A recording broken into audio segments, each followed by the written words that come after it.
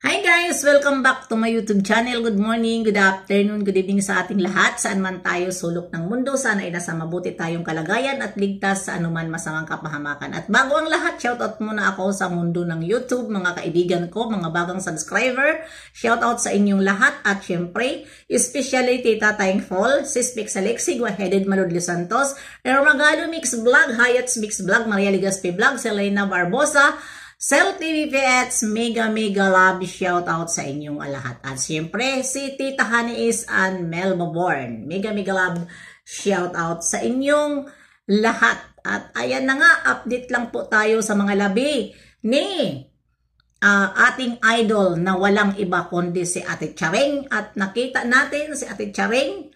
Ayan, gabi-gabi ay mayroon po siyang live at dinalaw siya kagabi ng kanyang kaibigan na si flight attendant. Pero kung tawagin siya ay Madam Wakwak. Si Madam Wakwak po ay isang matagal na kaibigan ni Ate Charing.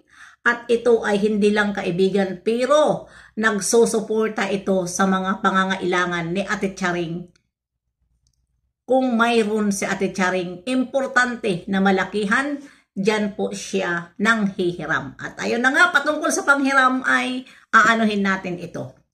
Tatalakayin natin ito at ako po ay umanhin sa inyo nung una kong upload na sinabi ko na ito nga hindi na ibigay siguro ang password ni Ate Charing sa kanyang mga kapatid ay nagkamali pala ako. Paano ko yun nasabi? Kasi nga nung time na nandoon siya sa hospital, nasa ICU, ay walang update. Walang update at nakikita na lang natin sa kanyang mga kaibigan. Ayan. At doon nag-upload kay Barbie Rider at si Ching Astor. Doon nag-update. Kaya yun nasabi ko.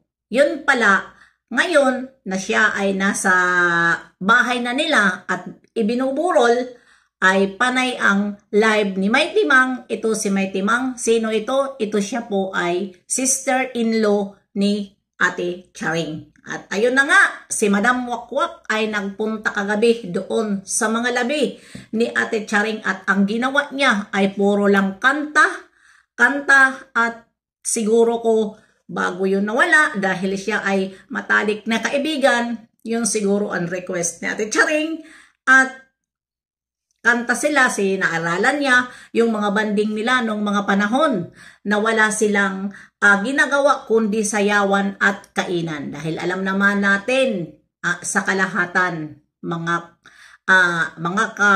nanay na ito si Ate Charing na ating sinusubaybayan ay walang ibang content kundi magpatawa lang sa atin at sayaw, kain, yan lang po ang ginagawa niya sa atin sa mga patawa na nakakawala ng stress. At ngayon nakakalungkot lang na wala na tayong mapanoorin kung tayo ay gusto natin ng masaya na content. Wala na tayong Ate Charing na panonoorin dahil ayun na nga, nawala na siya.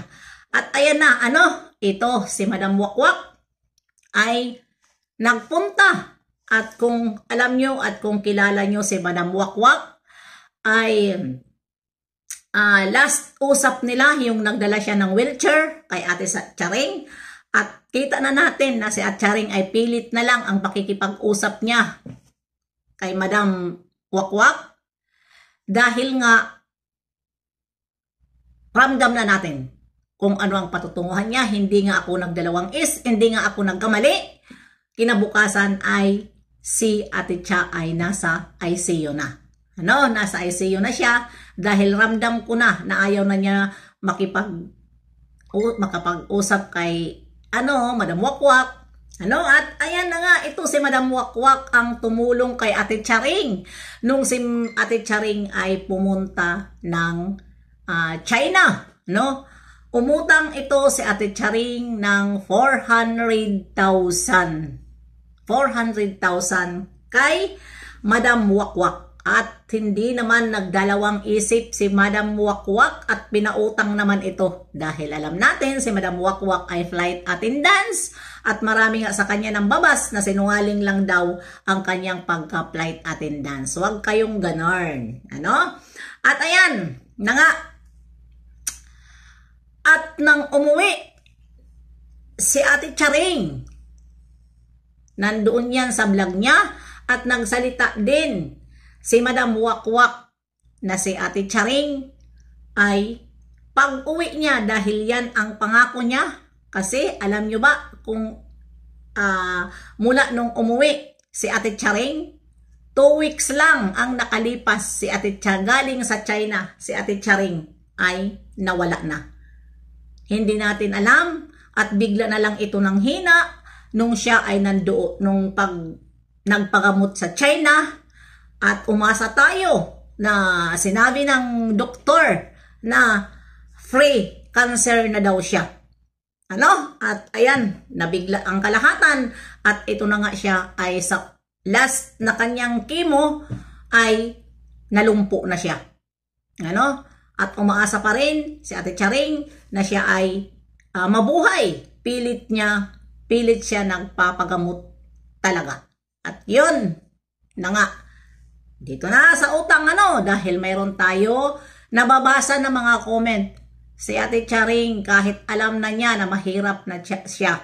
Pagdating niya, pag-uwi niya galing sa China, si Ate Charing po ay nag-live at sinabi niya bayad na siya sa kay Madam Wakwak. At si Madam Wakwak rin, sinabi rin na bayad na at nag-live din ito si Madam Wakwak na bayad na si Ate Charing sa 400,000. At ayaw pa nga niya tanggapin kahit kalahati lang muna dahil nga alam niya kailangan pa ni Ate Charing ang pera. Pero hindi pumayag si Ate Charing. Binigyan siya ng 400,000 para maibigay. Kaya alam niyo naman, siguro ko si Ate Charing, dahil si Ate Charing kilala natin na ayaw ng ingay, inisip siguro ni Ate Charing, mawala man siya sa mundo, hindi niya bibigyan ng problema ang kanyang pamilya. Dahil alam natin kung gaano kamahal ni Ate Charing ang kanyang nanay at ang kanyang lahat ng mga pamilya.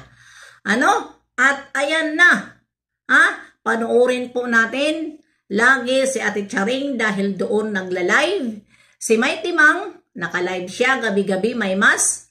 At doon natin makikita na si flight attendants, kung tatawagin ay Madam Wakwak. Ito si Madam Wakwak ay isang kaibigan na matalik na kaibigan ni Ate Charing. Hanggang sa huling hininga ni Ate Charing, hindi po bumitaw si Madam Wakwak. Saludo ako sa iyo, Madam Wakwak, dahil nga ang kaibigan mo kay Ate Charing ay hindi mo siya iniwan sa huling hininga.